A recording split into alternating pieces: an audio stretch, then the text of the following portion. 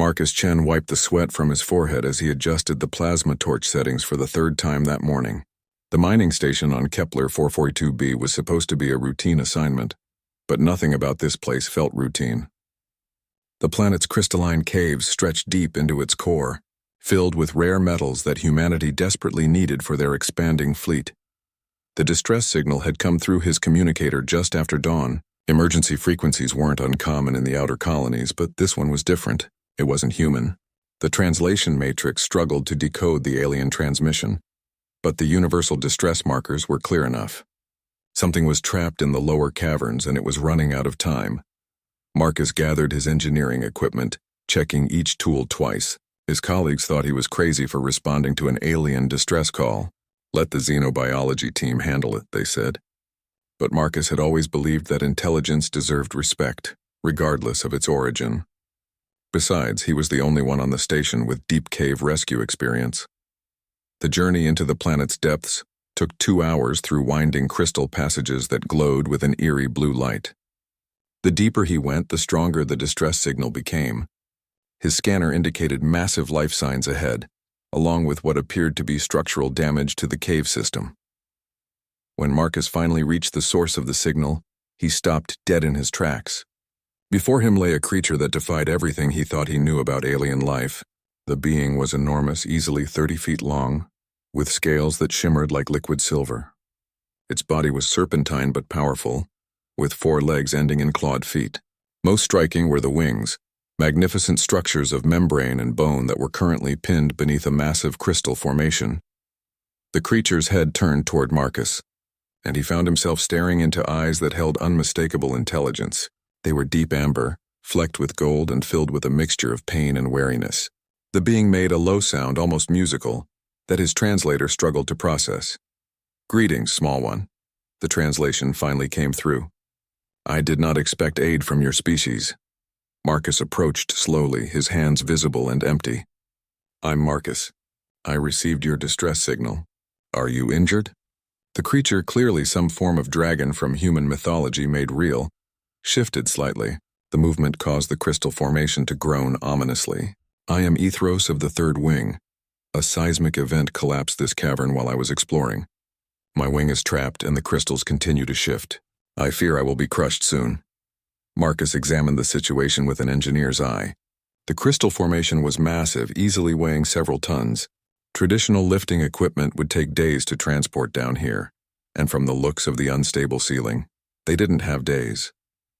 The constant micro-tremors in the planet's crust made the situation increasingly dangerous. "The crystals are under tremendous stress," Marcus explained, running his scanner over the formation. "If I try to blast them apart, the shock waves could bring down the entire cavern. But I might be able to use resonance frequency to weaken their molecular bonds." Ethros watched with interest as Marcus unpacked his equipment. "Your species is known for their engineering prowess, but can such small tools affect something of this magnitude?" Marcus smiled grimly. "Sometimes it's not about size, it's about understanding physics." He began setting up a series of harmonic resonators around the crystal formation. These will generate specific frequencies that will cause the crystals to vibrate at their natural resonance. If I can match the frequency precisely, the molecular structure should become unstable enough for you to break free. The work was delicate and dangerous. Marcus had to calculate not just the resonance frequency of the crystals, but also account for their irregular shape and the stress patterns from the weight above. One wrong calculation could turn the entire cavern into a death trap for both of them. As he worked, Ethros began to speak. "Your actions puzzle me, Marcus of the humans. My kind and yours have had no contact before today. Why risk your life for a stranger?" Marcus paused in his calibrations. "Where I come from, we have a saying. A person's character is measured by how they treat those who can do nothing for them. You were in trouble, and I had the skills to help. That's reason enough." The dragon's expression shifted, showing something that might have been surprise. "Your species continues to confound the expectations of the Galactic Council. Most races prioritize their own survival above all else. Maybe that's why most races stay confined to their home systems," Marcus replied, making final adjustments to the resonators. "Humans have always believed that cooperation leads to greater achievements than isolation." The harmonic resonators hummed to life, their frequencies creating an almost musical chord that echoed through the cavern. Marcus watched his readings carefully, adjusting the output as the crystals began to vibrate. The formation started to glow more brightly, its internal structure becoming unstable. "Now," Marcus shouted. "Try to pull your wing free."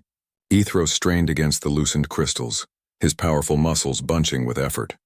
The formation cracked and shifted but still held his wing trapped. Marcus increased the resonance frequency, pushing his equipment to its limits.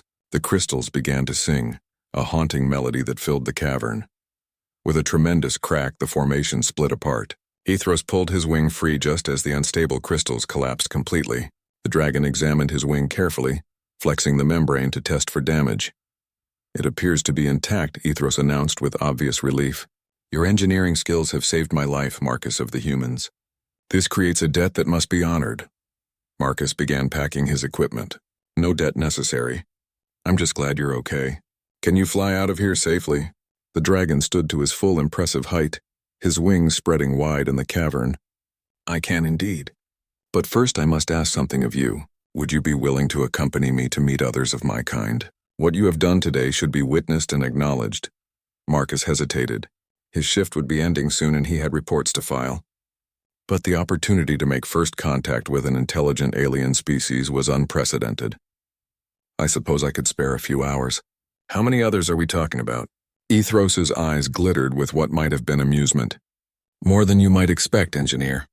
The third wing numbers in the hundreds, and we are but one flight among many. Your actions today may have consequences far beyond what you imagine." As they prepared to leave the cavern, Marcus had no idea that his simple act of kindness was about to change the course of human history.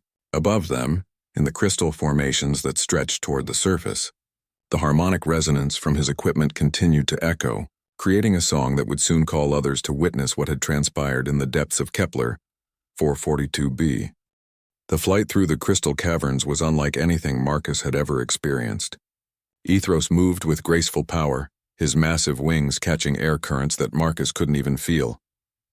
The engineer rode on the dragon's back, secured by a harness of his own design, watching in wonder as they soared through vast underground chambers he never knew existed. "Your planet has been hiding quite a few secrets," Marcus said through his communicator, the sound carrying clearly to Ethros despite the rushing wind. "Kepler 442b has been our refuge for 3 centuries, Ethros replied, his voice carrying easily over the sound of his wings. "We came here seeking isolation after the Sarthan Wars nearly drove our species to extinction. Few races bothered to explore worlds this far from the major trade routes." Marcus felt a chill that had nothing to do with the cave air. "Wars? I'm sorry, I had no idea.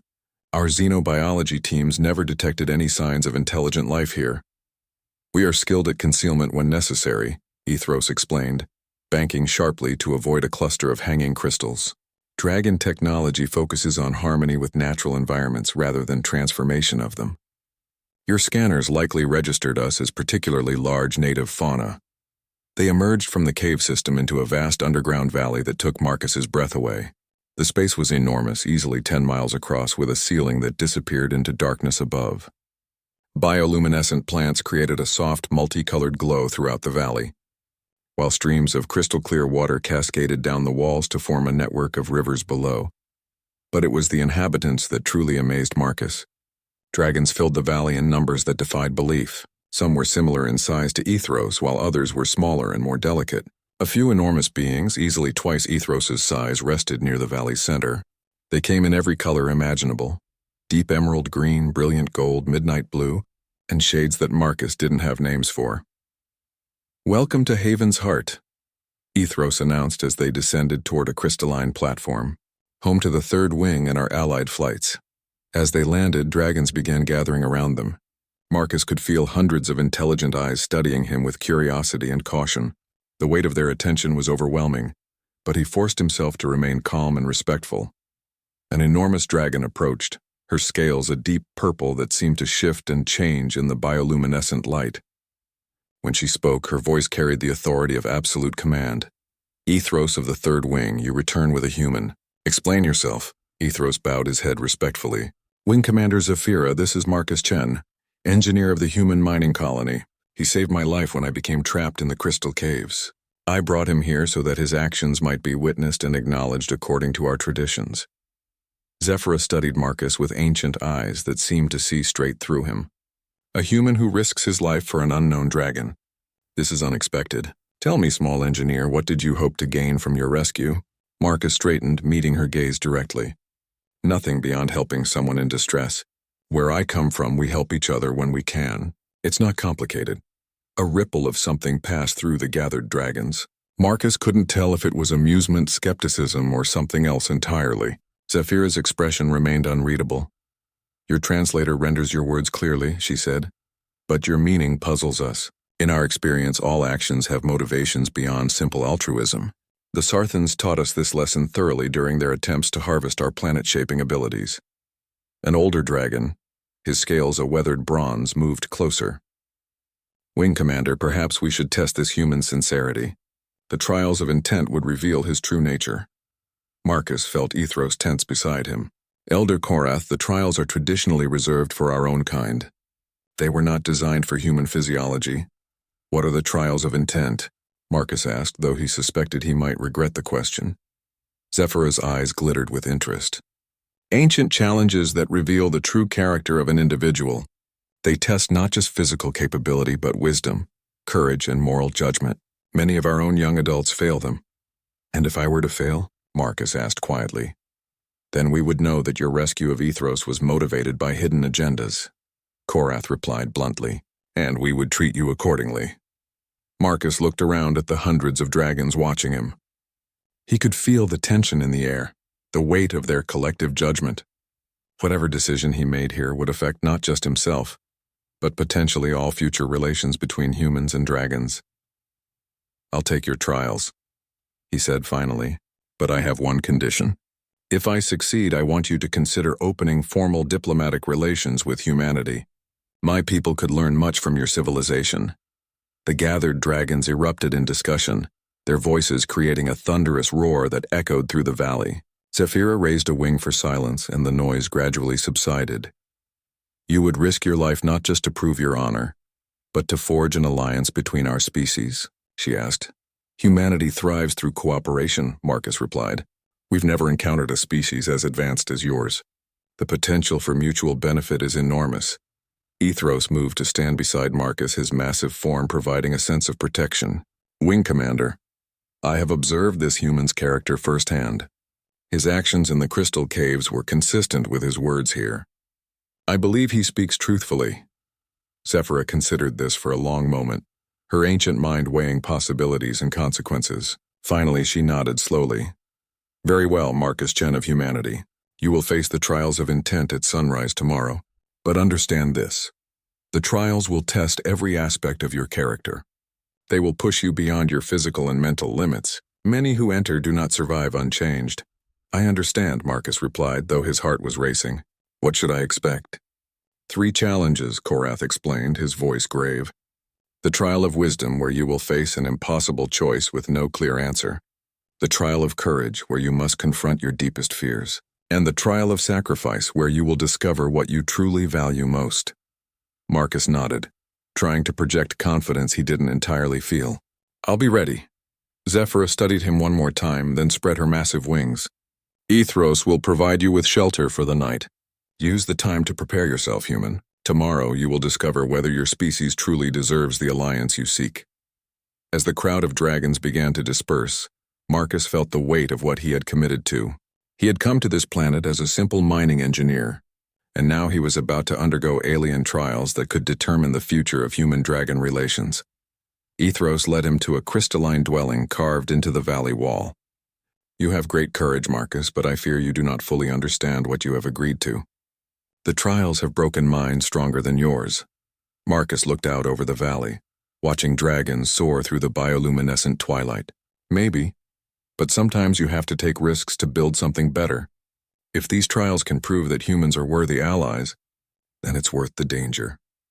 As night fell over Haven's heart, Marcus began to prepare for the greatest challenge of his life, unaware that his trials would soon become legend among both species. Dawn came slowly to Haven's heart, the bioluminescent plants gradually dimming as natural light filtered down from hidden openings far above. Marcus had barely slept, spending the night reviewing everything he knew about dragon culture and psychology. Ethros had shared what he could, but many aspects of the trials were kept secret, even from the dragons themselves. The trials adapt to each individual, Ethros explained as they walked toward the ceremonial platform at the valley's center. What you face will be uniquely designed to test your specific character and motivations. Marcus nodded, checking his equipment one final time. He had been allowed to bring his basic engineering tools, though he suspected they would be of limited use in the challenges ahead. The platform they approached was ancient, carved from a single massive crystal that pulsed with internal light.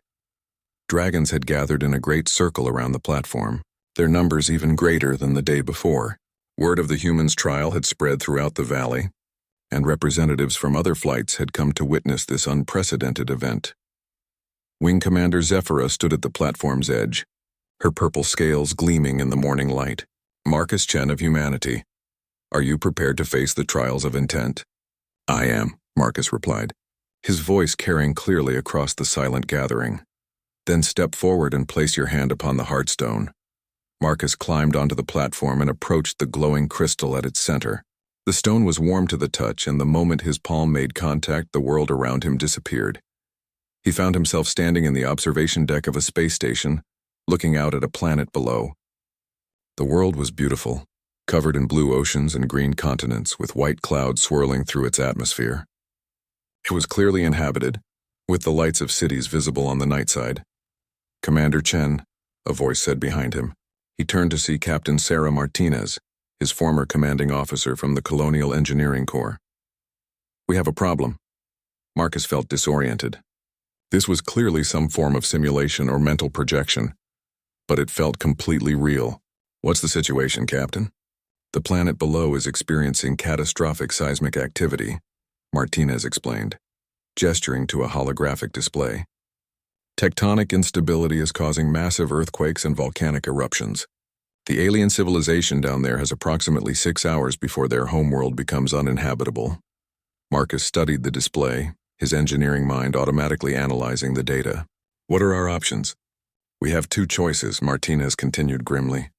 We can evacuate the aliens to a nearby uninhabited world using our transport fleet. However, this would require sharing our FTL technology, which Colonial Command has strictly forbidden.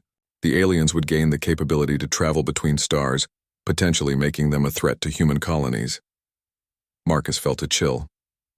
What's the alternative? We have a prototype terraforming device that could stabilize the planet's core and stop the seismic activity. However, using it would mean sacrificing the transport fleet and all hands aboard to power the device. 2,000 human lives to save 20 million aliens. The weight of the choice hit Marcus like a physical blow. Save millions of alien lives by either breaking humanity's most sacred law about technology sharing, or by sacrificing thousands of human lives. There was no clear right answer. How long do I have to decide? He asked. The decision has already been made, Martinez replied sadly. You're the commanding officer. The choice was yours 6 hours ago. We're here to see the consequences. The scene shifted around them. Marcus watched in horror as both scenarios played out simultaneously in split-screen reality. In one timeline, he saw human ships evacuating grateful aliens to a new world, only to have those same aliens return years later as conquerors, using human technology to enslave dozens of species. In the other timeline, he watched transport ships dive into the planet's core, their sacrifice stabilizing the world but leaving human families mourning their losses. Both choices lead to suffering, Marcus said quietly. How is this wisdom? The simulation faded, and he found himself back on the crystal platform. Wing Commander Zephyra studied him intently. What did you learn from the trial of wisdom? She asked. Marcus took a deep breath. I learned that true wisdom isn't about making perfect choices. It's about accepting that sometimes there are no perfect choices, and that the weight of those decisions is part of the responsibility of leadership. Wisdom lies in making the best decision you can with the information available, and then living with the consequences. A murmur ran through the assembled dragons. Zephyra nodded slowly. An acceptable answer. Now comes the trial of courage. The world shifted again, and Marcus found himself standing on the bridge of a mining ship in deep space. Alarms were blaring, and red warning lights bathed everything in an ominous glow. Through the viewport, he could see a massive asteroid field approaching, the rocks glowing with dangerous radiation. "Sir, we're trapped," a young engineer called out. "The navigation system is down and we're drifting directly into the Hellfire Nebula. The radiation levels will kill everyone on board within an hour." Marcus recognized the scenario. This was his worst nightmare, based on a real incident from his past when he had been trapped aboard a damaged ship in a similar situation. 3 crew members had died before they managed to escape, and Marcus had blamed himself for not acting faster. "What are our options?" he asked, though he already knew the answer would be terrifying. "Someone has to go outside and manually realign the navigation array," the engineer replied. "But the radiation levels will be lethal. Even in a full protective suit, exposure time is maybe 10 minutes before permanent damage, 20 before death." Marcus felt his hands shaking.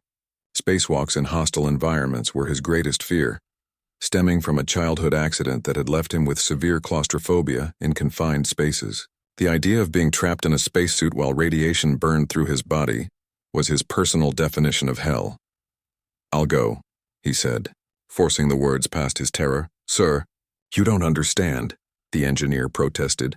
"The radiation will cook you alive. There has to be another way."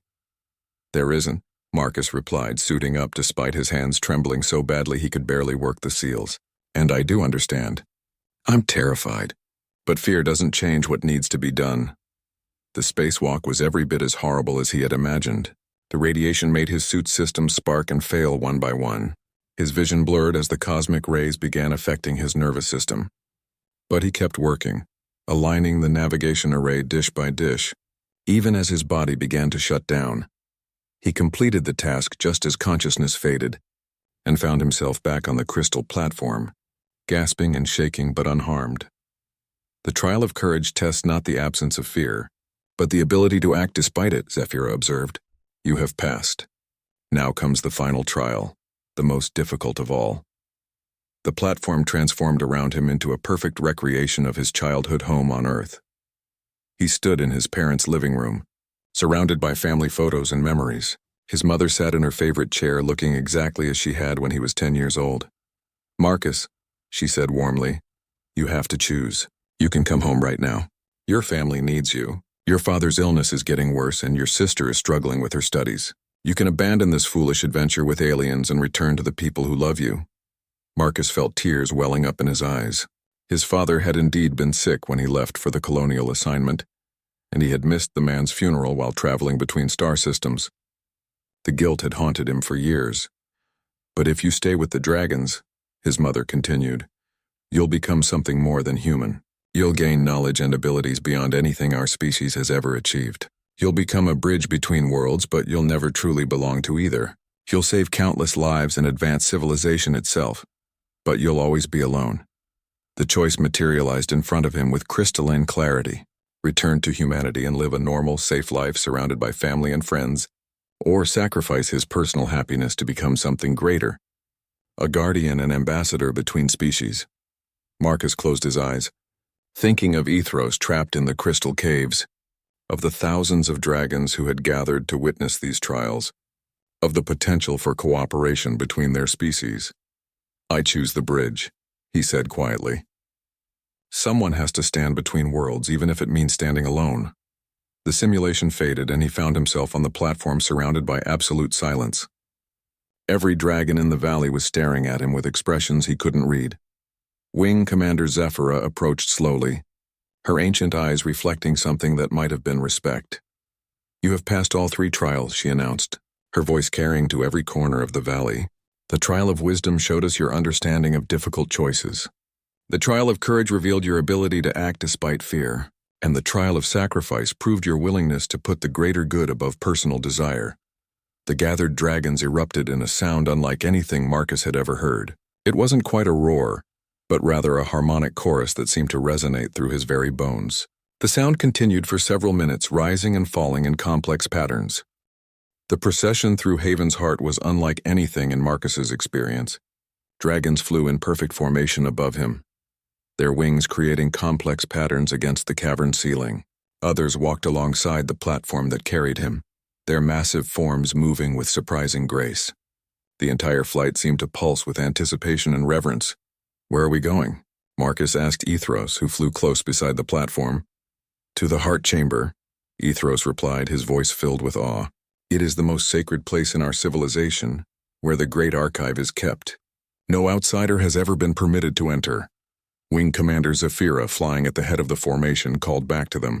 What you are about to see, Dragon Friend Marcus, has been hidden from the galaxy for over 1,000 years. It is the reason our species was nearly destroyed, and the reason we retreated to isolated worlds like this one. They approached a massive opening in the valley wall, so large that even the biggest dragons could fly through it easily. The passage beyond was lined with crystalline formations that pulsed with soft rhythmic light, like a vast heartbeat made visible. The air itself seemed charged with energy that made Marcus's skin tingle. The passage opened into a chamber so enormous that Marcus couldn't see its far walls. The space was dominated by a structure that defied comprehension, a geometric lattice of crystal and metal that stretched from floor to ceiling, easily a mile high and half as wide. The structure hummed with power, and its surfaces were covered in symbols and patterns that seemed to shift and change as he watched. Behold the great archive, Zephyra announced, landing gracefully before the towering construct. The repository of all knowledge gathered by our species across 10,000 years of existence. Marcus stared in amazement. It's a data storage system. But the scale, the complexity, this must contain the accumulated knowledge of your entire civilization. And more, said a new voice. An ancient dragon approached, his scales so old they had turned nearly white. When he moved, Marcus could see the careful deliberation of extreme age, yet his eyes burned with fierce intelligence. I am Kronos, keeper of the archive. What you see before you contains not just dragon knowledge, but the compiled wisdom of 47 extinct civilizations. The magnitude of this revelation hit Marcus like a physical blow. Extinct civilizations? You mean? The Sarthans, Kronos explained gravely, were not the first race to attempt galactic conquest. They were merely the most recent. For millennia, our kind has served as guardians and preservers, gathering the knowledge of dying species before their wisdom is lost forever. We are the memory of the galaxy. Marcus walked closer to the archive, his engineering mind struggling to comprehend the technology before him. The structure seemed to be partially organic, with veins of living crystal running through metallic frameworks. Data streams flowed visibly through transparent tubes, creating patterns of light that were beautiful beyond description. How many civilizations have you preserved? He asked quietly. 47 complete archives, Kronos replied, fragments and partial records from over 200 others. Each species brought unique perspectives, technologies, and wisdom. The loss of any one of them diminished the galaxy's potential. Wing Commander Zephyra moved to stand beside Marcus. This is why the Sarthans sought to destroy us. They understood that as long as the archive existed, their vision of galactic domination would never be complete. Knowledge is the enemy of tyranny. Marcus studied the flowing data streams, beginning to understand the implications. This isn't just a library. It's a blueprint for rebuilding civilization. You could restore any of these lost species if you had the right biological samples. More than that, Kronos said with approval. The archive contains the technological and cultural frameworks needed to guide new civilizations, to help them avoid the mistakes that led to previous extinctions. It is our greatest weapon against the forces of entropy and destruction. Ethros landed nearby, his expression thoughtful. Now you understand why your species intrigues us so greatly, Marcus.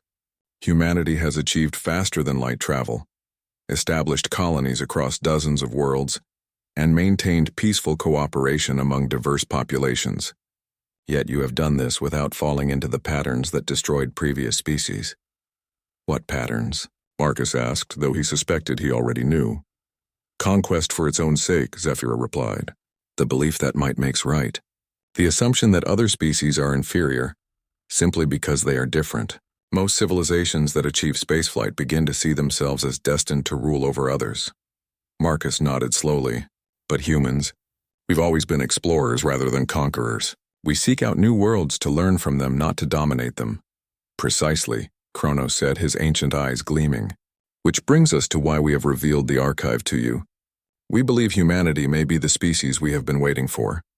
One capable of not just preserving the knowledge of the past, but of using it to build a better future for all. The old dragon approached one of the archive's interface nodes, a crystalline panel that glowed with soft light. With your permission, dragon friend Marcus, I would like to share with you the knowledge of your own species' potential future. Marcus felt a chill of apprehension. You've analyzed human civilization? We have observed your species since you first achieved spaceflight, Kronos admitted. Your expansion patterns, your treatment of discovered species, your internal conflicts and their resolutions. The archive has been modeling your civilization's probable development paths. Images began to form in the crystal panel, showing possible futures for humanity. Marcus saw human colonies spreading across the galaxy, but not as conquerors. Instead, he witnessed humans serving as mediators between alien species, as teachers sharing knowledge, as bridges connecting isolated civilizations. In most projections, Kronos explained, humanity becomes a stabilizing force in galactic politics. Your species' natural tendency toward cooperation and your ability to adapt to new environments makes you ideal candidates for the role we have been forced to play alone. Marcus watched the projections with growing excitement and terror. You're talking about humanity becoming the guardians of galactic civilization. We are talking about partnership, Zephyra corrected. Dragons excel at preservation and protection, but we lack your species' gift for innovation and adaptation.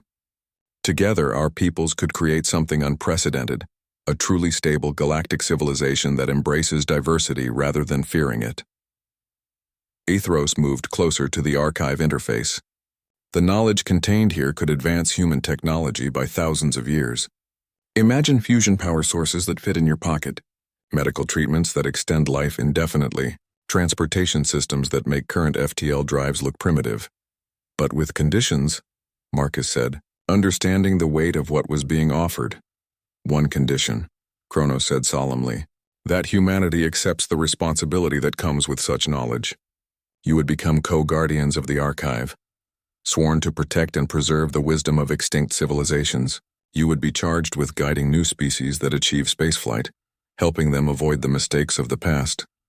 Marcus felt the magnitude of the decision before him. This was far beyond anything he had authority to decide for his species. I can't make this choice for all of humanity. We understand, Zephyra said, but you can return to your people and help them understand what is being offered. The archive has prepared a subset of its knowledge, technologies that would benefit humanity immediately while demonstrating our sincerity. A new crystal panel emerged from the archive, small enough for Marcus to carry. The device pulsed with the same rhythmic light as the main structure. Medical technologies that could eliminate most diseases, Kronos explained. Energy systems that would end resource scarcity. Agricultural techniques that could feed billions. Environmental restoration methods that could repair damaged worlds. All of this is yours, regardless of whether humanity accepts the greater partnership. Marcus picked up the crystal device, feeling its warm weight in his hands. Why? Why give us this even if we refuse the alliance? Ethros answered with simple honesty. Because it is right. Knowledge should serve life, not control it. Your species has proven its worth through your actions, not your promises. As Marcus studied the gift in his hands, he realized that everything had changed. Humanity was no longer alone in the universe, and they were being offered the chance to become something greater than they had ever imagined. But with that opportunity came responsibilities that would challenge every assumption about their place in the cosmos. When do I need to give you an answer? He asked. Take as long as your species needs, Zephyra replied. The archive has waited 10,000 years. We can wait longer if necessary. But know this, the galaxy is changing. New threats are emerging from the dark spaces between stars. The time of isolation is ending, whether we choose it or not. As they prepared to leave the heart chamber, Marcus looked back at the great archive one more time. The towering structure seemed to pulse with the accumulated dreams and wisdom of countless civilizations. Soon, he would have to help his species decide whether humanity was ready to inherit that legacy. The journey back to the human mining station felt surreal to Marcus. He carried in his pack not just the crystal device containing advanced dragon technology, but also the weight of knowledge that could reshape humanity's future. Ethros had insisted on accompanying him, claiming it was his duty as the dragon Marcus had saved to see this mission through to completion. Your people will have questions, Ethros said as they approached the station's perimeter. They will want proof of what you have experienced. Marcus nodded, checking his recording equipment. I've documented everything I could, but you're right. Direct testimony from you will be crucial. He paused, studying his unlikely companion. Are you prepared for what might happen? First contact situations can be unpredictable. I have lived through war and exile. Ethros replied calmly. I believe I can handle curious humans. The mining station's automated defense systems detected them first, sending out proximity alerts that brought the entire facility to high alert. Marcus activated his emergency beacon, transmitting his identification codes and a priority message for the station commander. This is Engineer Chen, requesting immediate clearance for approach.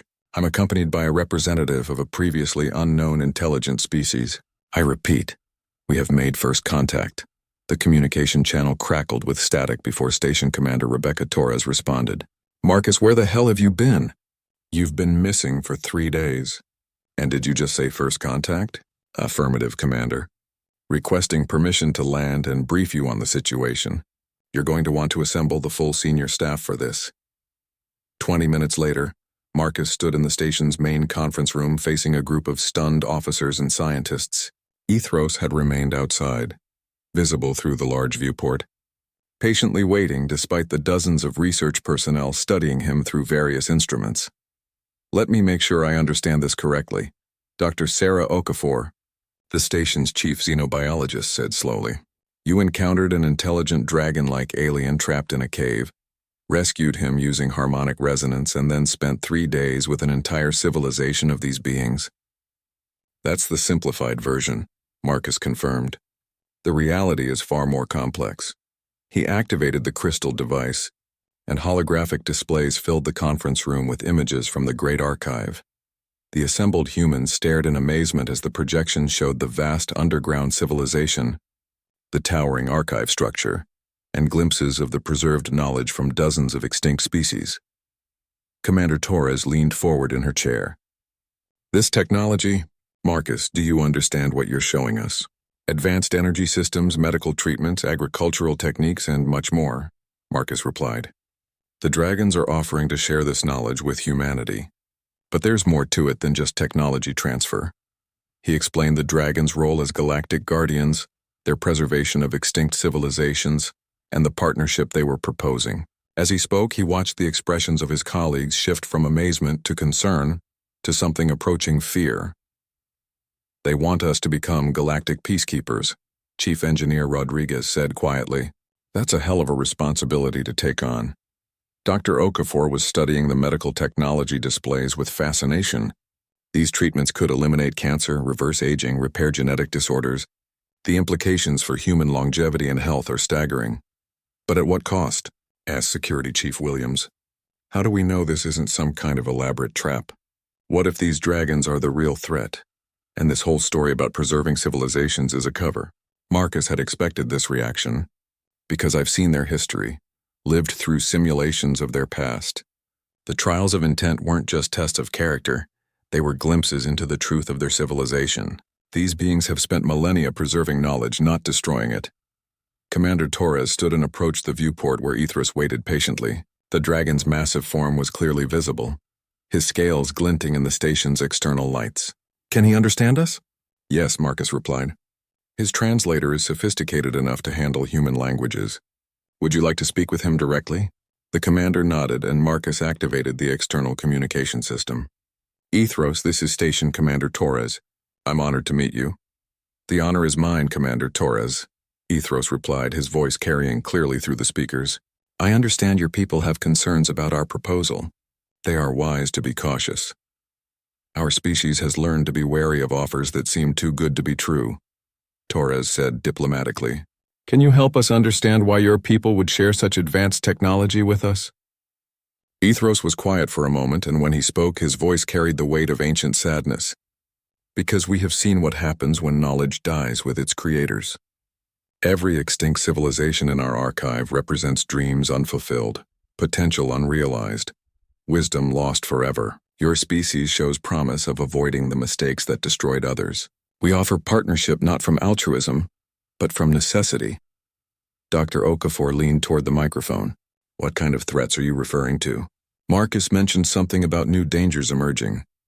The Void Hunters, Ethros replied grimly. entities from the space between galaxies that consume organized matter and energy. They destroyed 3 civilizations in the outer rim systems over the past century. Alone, neither dragons nor humans could stand against them. Together, we might have a chance. The conference room fell silent as the implications sank in. This wasn't just about sharing technology or forming alliances. They were being warned about an existential threat to all life in the galaxy. Security Chief Williams frowned. How do we know these void hunters are real? We only have your word about any of this. Marcus activated another section of the crystal device, and the room filled with tactical displays showing the aftermath of destroyed star systems. Planets reduced to lifeless husks, stars dimmed to barely glowing embers, entire sectors of space left empty and cold. This is real, Marcus said quietly. The archive contains detailed records of their attacks. The dragons have been tracking their movement patterns for decades. Commander Torres studied the displays with the eye of a military strategist. If these projections are accurate, the Void Hunters are moving toward the core systems. That includes Earth and all the major human colonies. The dragons estimate we have perhaps 50 years before they reach human space, Marcus explained. Enough time to prepare if we begin immediately. Chief Engineer Rodriguez looked up from his analysis of the energy system schematics. Commander, if even half of this technology is real, we could revolutionize human civilization within a decade. But Marcus is right about the responsibility. This level of advancement would fundamentally change who we are as a species. Dr. Okafor nodded in agreement. The medical technologies alone would extend human lifespan by centuries. The social and economic implications are staggering, which is why, Marcus said, the dragons aren't asking for an immediate answer. They want us to take this information back to Earth, to the Colonial Council, to humanity's leaders. This decision needs to be made by our entire species, not just one mining station. Commander Torres turned back to the viewport. Ethros, what would be the next steps if humanity decided to pursue this partnership? A formal delegation would be arranged, the dragon replied. Representatives from all major flights would meet with human leaders. The full archive would be opened for inspection. Your people would be given time to study our history, our culture, our technology. Only when humanity is satisfied that we speak truthfully would any formal alliance be agreed upon. And if we refuse, Williams asked bluntly, then we would wish you well and hope that 50 years is enough time for your species to develop defenses against the Void Hunters on your own, Ethros answered with perfect sincerity. The gift of knowledge in the crystal device is yours regardless. We do not give aid in expectation of loyalty. Marcus watched as his colleagues absorbed this information. The weight of the decision before humanity was enormous, but he had faith in his species' ability to make the right choice.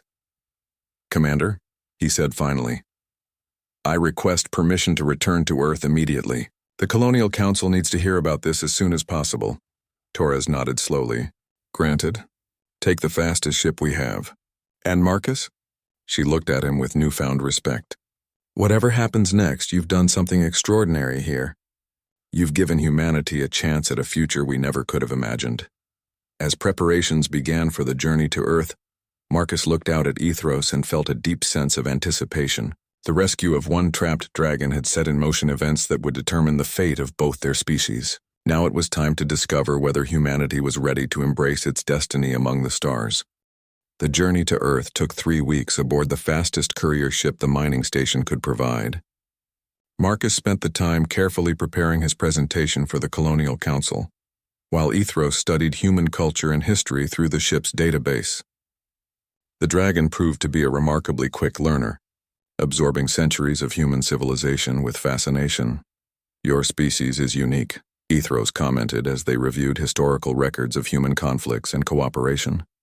Most civilizations we have encountered either unified under a single authority before achieving spaceflight, or destroyed themselves in global wars. Humanity has managed to maintain diversity while achieving remarkable coordination. Marcus nodded, watching Earth grow larger in the viewport as they approached. We've had our share of conflicts, but we've also learned that our differences make us stronger. Each culture, each nation, each individual brings something unique to the collective human experience.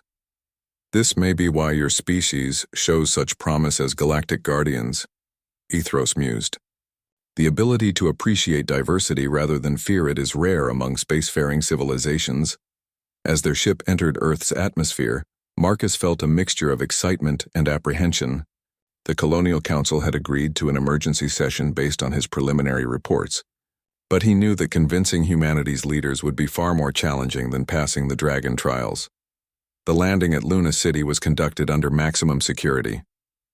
News of first contact had been kept classified, but rumors were already spreading through the colonial network. An escort of security vehicles surrounded their ship as they touched down at the spaceport. Director Elena Vasquez of the Colonial Council met them personally at the landing bay, accompanied by representatives from Earth's major governments and the Colonial Defense Force. Marcus had worked with Vasquez before on engineering projects, but he had never seen her look so tense. "Marcus," she said as he emerged from the ship, "I hope you understand the magnitude of what you've set in motion. Every government on Earth is demanding answers, and some are calling for immediate military preparation against a potential alien threat." "I understand, Director," Marcus replied. "That's why I brought proof." He gestured toward the ship where Ethros was preparing to emerge. "If I may present Ethros of the Third Wing, ambassador and representative of the Dragon civilization." The assembled officials stepped back involuntarily as Ethros emerged from the ship. Even folded against his body, the Dragon's wings were impressive and his full 30-foot length was truly imposing in the confines of the landing bay. But his movements were careful and non-threatening, and his amber eyes held unmistakable intelligence. "Greetings, leaders of humanity," Ethros said, his voice carrying clearly through the translation system. "I come in peace and friendship, bearing gifts of knowledge and warnings of danger." General Patricia Hayes of the Colonial Defense Force stepped forward, her hand noticeably close to her sidearm. "We appreciate your peaceful intentions, but you'll understand our caution. We've had no previous contact with your species." "Caution is wisdom," Ethros agreed calmly. "I would expect no less from a species that has survived to achieve the stars. But I hope that caution will not prevent understanding." Director Vasquez gestured toward the transport vehicles. "If you would accompany us to the council chambers, we have prepared a full session to hear your presentation." The journey through Luna City drew crowds despite the security cordon. Word of the alien visitor had spread quickly, and citizens pressed against barriers to catch a glimpse of humanity's first extraterrestrial guest. Marcus noticed that while there was fear in some faces, most showed curiosity and excitement. The Colonial Council chamber had been hastily modified to accommodate Ethros' size.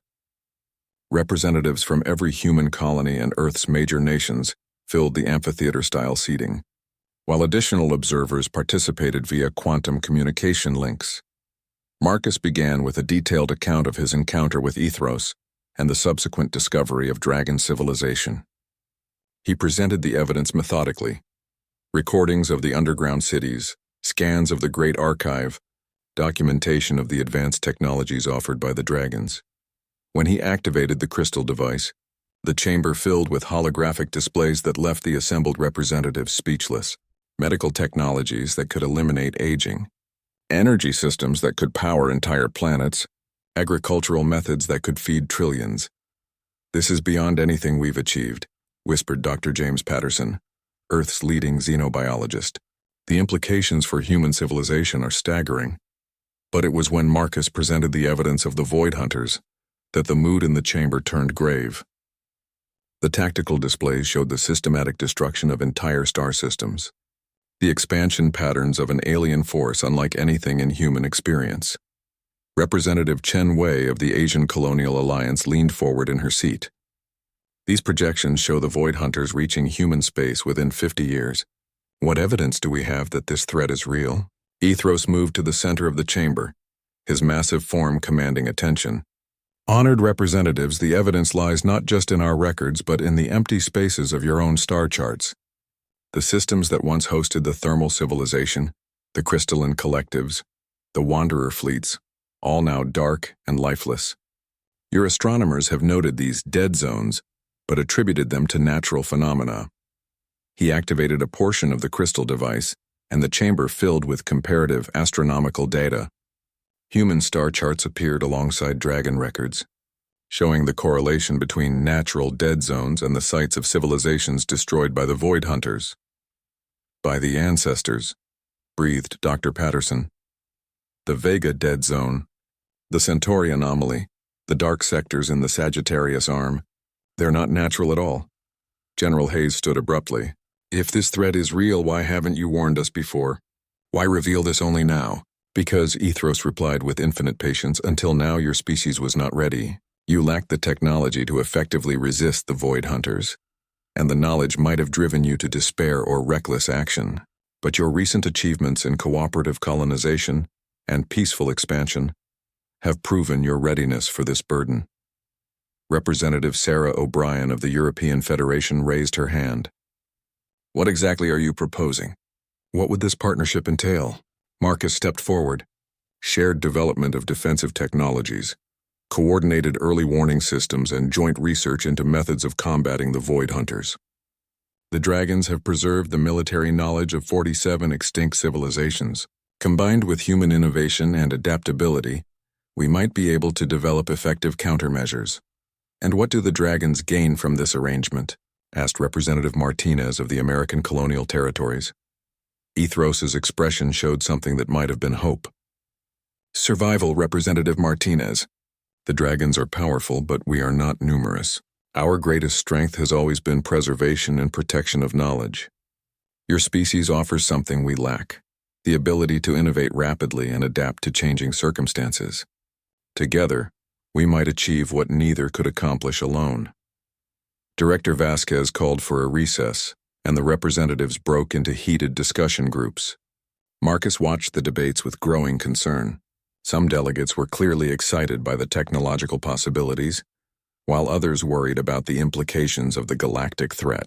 A few seemed to favor isolation, hoping that humanity could hide from the Void Hunters entirely. During the break, Representative O'Brien approached Marcus privately. Can we trust them? This Ethros seems sincere, but how do we know this isn't an elaborate deception? Because I've been inside their civilization, Marcus replied. I've seen their history, experienced their trials, walked through their archives. These beings have spent millennia preserving the knowledge of extinct species. Their entire culture is built around protection and preservation, not conquest. But what if we're wrong? O'Brien pressed.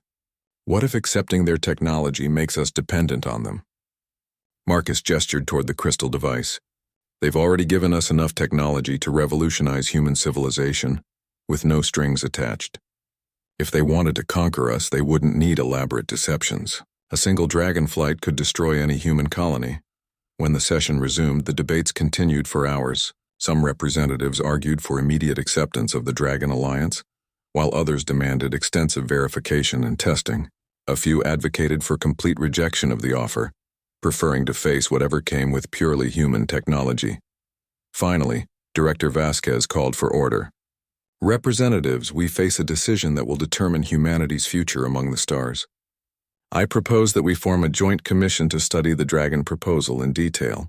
We will send a delegation to examine their civilization firsthand, while inviting Dragon representatives to observe human colonies and Earth itself. How long would this evaluation period last? Asked Representative Chen Wei. 6 months later, Marcus stood once again in Haven's heart, but this time he was not alone.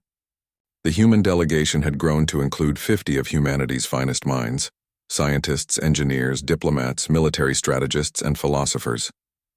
They had spent half a year learning from the Dragons, studying the Great Archive, and witnessing the scope of the galactic threat firsthand. The transformation in both species had been remarkable. Humans had begun incorporating dragon biotechnology into their medical systems, extending lifespans and eliminating diseases that had plagued humanity for millennia. Meanwhile, dragons had embraced human innovation methodologies, developing new defensive technologies at a pace that astonished their ancient civilization. Dr. Sarah Chen, the delegation's chief scientist, emerged from the archive chamber with an expression of awe that had become familiar over the past months. The mathematical models are conclusive, she announced to the assembled group. The Void Hunter expansion pattern has accelerated.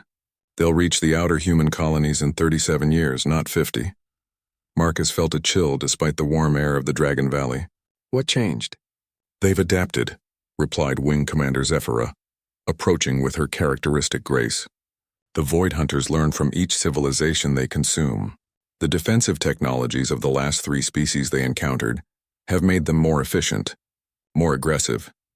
Admiral Rebecca Foster, the military liaison, studied the tactical projections floating above the archive interface. Then we need to accelerate our own preparations. The joint defense platforms we've designed will take at least 20 years to construct and deploy. The past 6 months had seen unprecedented cooperation between humans and dragons. Joint research teams had developed hybrid technologies that neither species could have created alone. Energy shields that could protect entire solar systems, weapons capable of disrupting the Void Hunter's matter consumption abilities, and early warning networks that spanned thousands of light years. There's something else, Ethros said, joining the group. The dragon who had started this entire journey had become Marcus's closest friend and primary liaison between the species. The archive has completed its analysis of human civilization. The results are extraordinary. A new set of displays materialized, showing complex sociological and technological projections. Marcus recognized some of the models from his own engineering work, but the scope was far beyond anything humans had attempted. According to these projections, Dr. Chen breathed, human civilization could become the dominant stabilizing force in the galaxy within 2 centuries. Not through conquest, but through cooperation and innovation. Kronos, the ancient keeper of the archive, moved slowly to join them. His great age was evident in every careful step, but his mind remained sharp as ever. In 10,000 years of observation, we have never seen a species with humanity's unique combination of traits. Your ability to maintain diversity while achieving unity, to innovate rapidly while respecting tradition, to cooperate with other species rather than dominating them. What are you saying? Admiral Foster asked.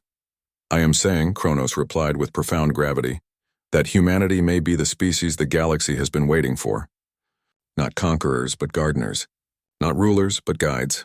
The archive's models suggest that human-led galactic civilization could persist for millions of years, nurturing new species and preserving knowledge across cosmic time. Marcus felt overwhelmed by the magnitude of this revelation. That's an incredible responsibility. And an incredible opportunity, added Director Vasquez, who had arrived on the most recent transport from Earth. The Colonial Council has reached its decision. The vote was unanimous. Humanity accepts the alliance with the dragon civilization. The gathered dragons erupted in their harmonic chorus of approval, a sound that had become familiar and moving to the human delegation. Ethros moved close to Marcus, his amber eyes bright with joy. This partnership will transform both our species, the dragon said. But more than that, it may save the galaxy itself. Wing Commander Zephyra spread her massive wings in a gesture of celebration. The formal alliance will be signed in 3 days during the Conjunction of Light ceremony. Both our peoples will witness the beginning of a new age. The ceremony 3 days later was unlike anything in the history of either species. Dragons filled the sky above Haven's heart, their wings creating patterns of incredible beauty against the cavern ceiling. Humans stood among them, no longer visitors but partners in the greatest undertaking either civilization had ever attempted.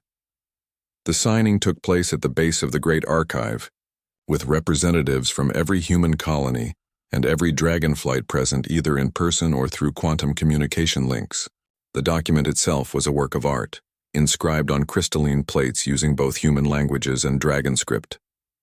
As Director Vasquez and Wing Commander Zephyra affixed their seals to the Alliance Treaty, Marcus reflected on the chain of events that had brought them to this moment. A simple act of kindness toward a trapped dragon had set in motion the greatest partnership in galactic history. The Dragon-Human Alliance is now formally established, Director Vasquez announced to the gathered crowds. Together, our species will face the challenges of the future with shared strength and wisdom. But even as the celebrations began, Marcus knew that the real work was just starting.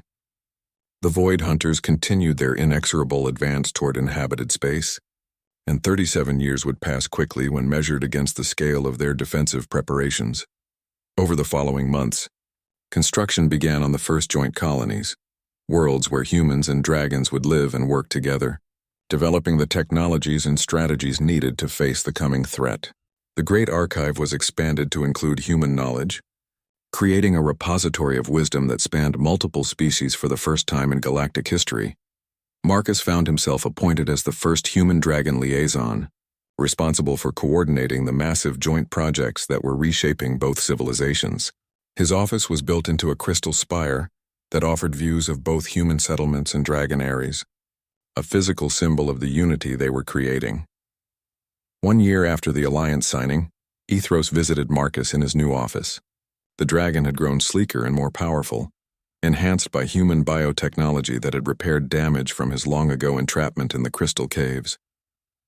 "Do you ever regret answering that distress call?" Ethros asked, settling comfortably on the specially designed perch beside Marcus's desk. Marcus looked out over the thriving joint colony, watching human children playing alongside young dragons in the carefully designed parks below. "How could I regret the decision that led to all this?" "Some of your people still have doubts," Ethros observed. "They worry about losing human identity in this partnership."